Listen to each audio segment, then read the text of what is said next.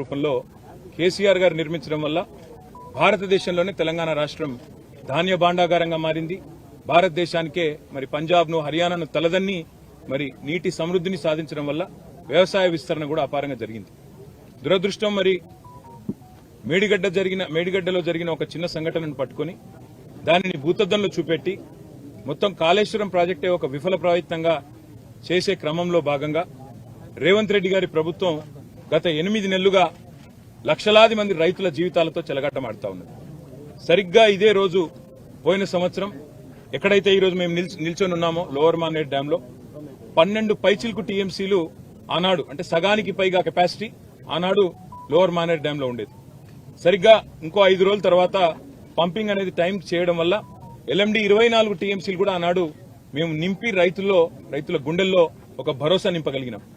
కానీ ఈ సంవత్సరం ఇప్పుడే అధికారులతో మాట్లాడుతూ ఉంటే అధికారులు స్పష్టంగా చెప్తా ఉన్నారు, ఇప్పటికి 45% తక్కువ వర్షపాతం నమోదైంది ఈ సంవత్సరం. భవిష్యత్తులో సెప్టెంబర్ మాసం దాకా వర్షాలు కురిసే అవకాశం ఉన్నా దానికి గ్యారంటీ లేదు. కాబట్టి పంపింగ్ అనేది ఇంకా మేము నిర్ణయం తీసుకోలేదు అని అధికారులు చెప్తా ఉన్నారు. ఇవాళ అక్కడ లక్షల క్యూసెక్కుల నీళ్లు కిందికి పోతా ఉన్నాయి ప్రతిరోజు కిందికి గోదావరి నదిలో.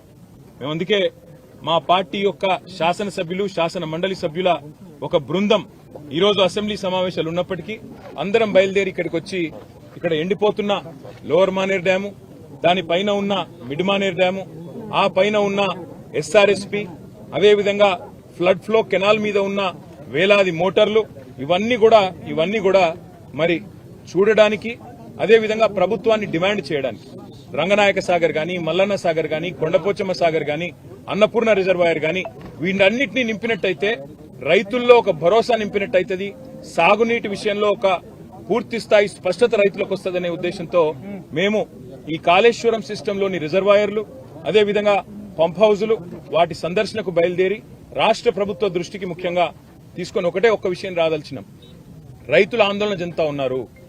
మీరు రాజకీయపరమైన కక్ష పెట్టుకుని ఇవాళ పంపింగ్ స్టార్ట్ చేయకుండా కాళేశ్వరం స్కీమ్ లో నీళ్లు ఇవ్వకుండా మళ్లీ రేపు ఒకవేళ ఈ తక్కువ వర్షపాతం నమోదైందని లేదా వర్షాలు పడలేదని తద్వారా రిజర్వాయర్లు నిండలేదని చెప్పి మీరు సాకులు చెప్పి రైతులకు రాష్ట్రంలోని మరి ప్రజలందరికీ నష్టం కలిగించే ప్రయత్నం ఏదైతే చేస్తున్నారో ఇది మంచిది కాదు.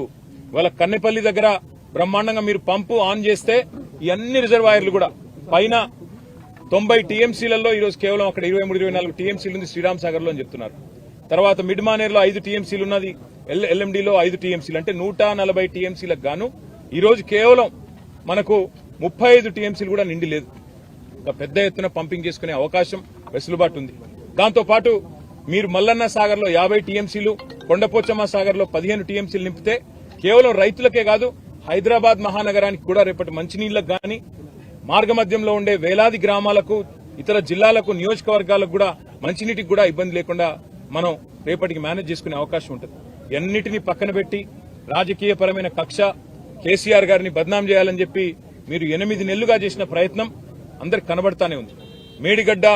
మేడి పండైపోయిందని, మేడిగడ్డ ఏదో కొట్టుకపోతుందని, లక్షల కోట్లు కొట్టుకపోయినాయని మీరు చేసిన ప్రచారాలన్నీ ఉత్తివే అని చెప్పి స్పష్టంగా తేలిపోయింది. ఇవాళ మా శాసనసభ్యుల బృందం, మా శాసన మండలి సభ్యుల బృందం మేమందరం కూడా క్షేత్రస్థాయి పరిశీలనకు వచ్చి ఎండుతున్న రిజర్వాయర్లు, మండుతున్న రైతుల గుండెలు ఇవన్నీ శాసనసభ సమావేశాల్లోనే మీ దృష్టికి తేవాలన్న ఉద్దేశంతోనే మా పార్టీ అధినాయకులు కేసీఆర్ గారి ఆదేశం మేరకు, గంగుల కమలాకర్ గారి సూచన మేరకు మేమందరం కూడా రావడం జరిగింది. తప్పకుండా రైతుల పక్షాన రాష్ట్ర ప్రభుత్వాన్ని శాసనసభ సమావేశాల్లోనే నిలదీస్తాం, అడుగుతాం. ఎందుకు పంపింగ్ చేయడం లేదు? ఇవాళ దాదాపు 10 లక్షల క్యూసెక్కుల నీళ్లను తట్టుకొని, వరదను తట్టుకొని మేడిగడ్డ బ్రహ్మాండంగా టీవీగా నిలబడి ఉంది. అందుకే మేమనేది రాజకీయాలు వదిలిపెట్టండి, ఎలక్షన్లు అయిపోయినాయి, ఇంకా కూడా రాజకీయ ప్రయోజనాల కోసం, రాజకీయం కోసం ఇవాళ రైతుల జీవితాలతో చెలగాటం ఆడవద్దని చెప్పి కూడా రేవంత్ రెడ్డి గారికి, ప్రభుత్వానికి విజ్ఞప్తి చేస్తూ అధికారులతో మా సంప్రదింపులు కొనసాగుతాయి. అవసరమైతే అన్ని రిజర్వాయర్లు పోతాం. ఈరోజు కేవలం ఎల్ఎండికి వచ్చినాము, రేపు ఉదయం కన్నెపల్లి పంప్ హౌస్ పోతా ఉన్నాం, అదేవిధంగా మేడిగడ్డ బరాజ్ పోతా ఉన్నాం. అక్కడ కాళేశ్వరం వాతావరణం అనుకూలిస్తే అన్ని కూడా రేపు మధ్యాహ్నం లోపల చేసి మళ్లీ శాసనసభ సమావేశాలకు తిరిగిపోతాం.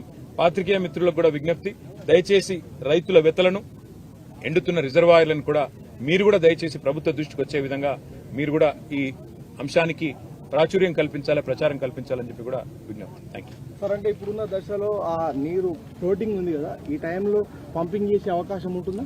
రేపు కన్నెపల్లి పంప్ హౌస్ ఈ టైంలో కాదు బ్రదర్, 40,000 క్యూసెక్కులు దాటితే ఎప్పుడైనా పంప్ చేయొచ్చు.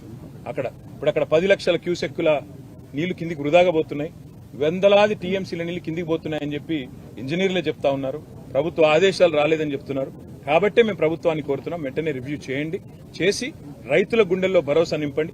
ఎప్పుడైనా చిన్న ఇదేం పెద్ద అర్థం కాని ముచ్చట కాదు బ్రదర్. ఎప్పుడన్నా మన ఇంట్లల్లో నీళ్లు వస్తాయి, ప్రతిరోజు గంటనో 2 గంటలో నీళ్లు వస్తాయి, ఏది మున్సిపల్ నీళ్లు. ఏం చేస్తాం మనం? ఇంట్లుండే బిందెలన్నీ నింపుకుంటాం, ఇంట్లుండే కుండలన్నీ నింపుకుంటాం, డ్రమ్ములు ఉంటాయి డ్రమ్ములు నింపుకుంటాం, పెట్టుకుంటాం. ఎందుకు? వచ్చేది గంటనో 2 గంటలో కాబట్టి దెబ్బన నింపుకొని పెట్టుకుంటాం. మేము చెప్పేది కూడా గదే. కింది గుత్తగా పోతున్నాయి నీళ్లు, వాటిని పంపు చేసి మొత్తం ఎస్ఆర్ఎస్పీ నుంచి మనం కట్టిన కాళేశ్వరంలో కట్టుకున్న రిజర్వాయర్లు అన్ని నింపుకుంటే 240 పైచిలకు టీఎంసీల నీళ్లను ఆపుకోవచ్చు. 240 టీఎంసీలు అంటే 24 లక్షల ఎకరాలకు నీళ్లు ఇవ్వచ్చు. ఒక టీఎంసీతో 10,000 ఎకరాలకు నీళ్లు ఇవ్వచ్చు. నీళ్లున్నాయి, తప్పకుండా వెంటనే నింపి పెట్టండి అని చెప్తున్నాం. అంతకంటే ఇలా బేచజాలకు పోవాల్సిన అవసరం లేదు. మేము చెప్పినాం కాబట్టి చేయొద్దు అనే ఆలోచన వద్దు, రైతుల కోసం చేయమని ప్రభుత్వాన్ని కోరుతున్నాం. కానీ ప్రాజెక్టు రేపు మాట్లాడదాం, మిగతా విషయాలు మాట్లాడదాం రేపు.